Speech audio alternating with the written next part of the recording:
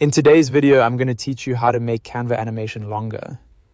If you've added an animation to an element in Canva and it feels too fast, the good news is that adjusting it is very simple.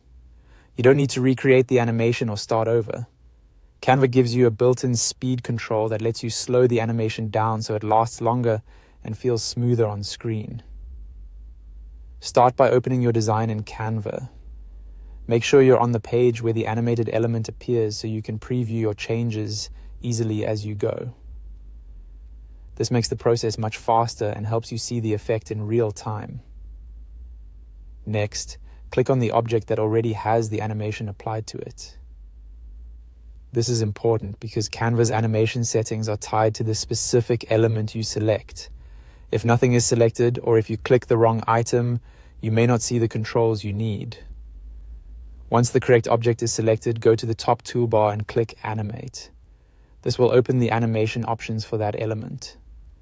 If you've already added an animation, Canva will show the current animation along with the settings connected to it. Now look over to the Animate panel on the left side. Find the animation that's currently applied to your object. Just beneath that animation, you'll see the available controls or settings. One of the key options here is speed, along with a slider. To make the animation longer, drag the speed slider to the left. Slowing the speed down increases the duration of the animation, which makes the movement feel more gradual. This is especially useful if you want a more polished, subtle, or professional-looking result instead of something that happens too quickly. As you adjust the slider, keep an eye on how the animation behaves. It can help to preview the design after making the change so you can decide whether the timing feels right for your project. If it still seems too quick, just drag the slider a little further left until you get the pacing you want. And that's it.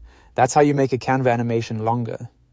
It's a quick adjustment, but it can make a big difference in how smooth and intentional your design feels if you're working on presentations, social media graphics, or video content.